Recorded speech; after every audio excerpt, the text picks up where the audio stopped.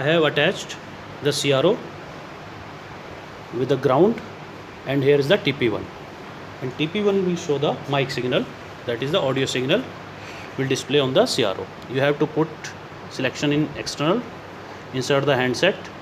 Now we will call on this number. Then when the communication is going on, then we will see the signal on the CRO.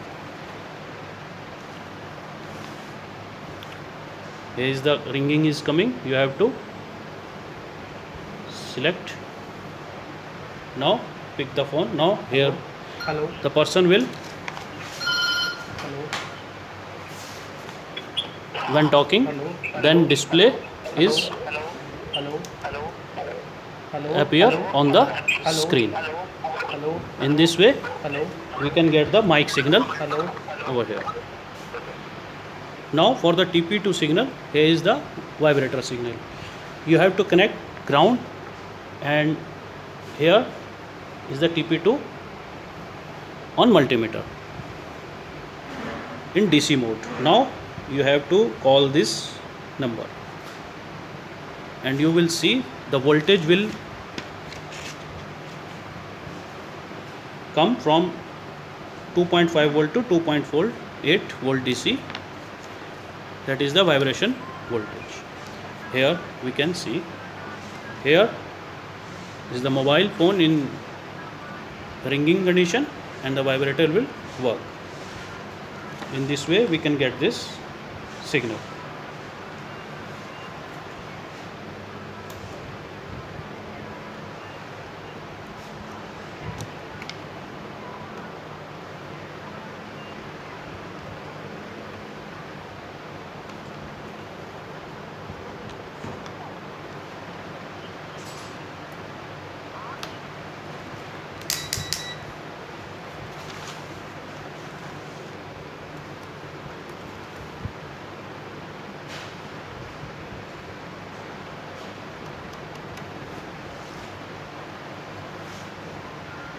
Here we get the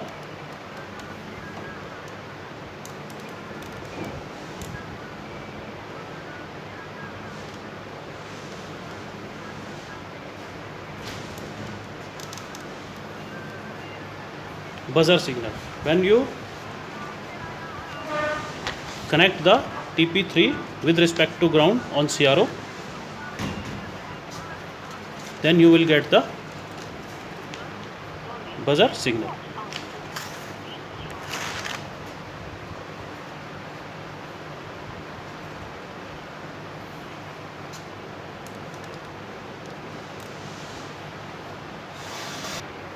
For getting the signal at TP3, you have to connect CR over here, set the time division to 0.5 microsecond and the volt per division to 5 volt per division, and level, set the level mode in auto.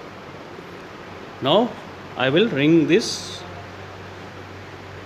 phone, which is in mobile phone trainer. Then you will see the waveform will occur over here, and when I will cut the phone, it will automatically cut off the waveforms. Here we get the waveform. You have to set the CRO properly to get this waveform. If you get here, then signal will appear this. So you have to set it around 0.2 or 0.5 microsecond per division, and voltage at 5 volt, and set the level to achieve the signal properly on CRO. Now I will cut the phone, then you will see the output is stable, then goes down. In this way we can see the test band output of TP3.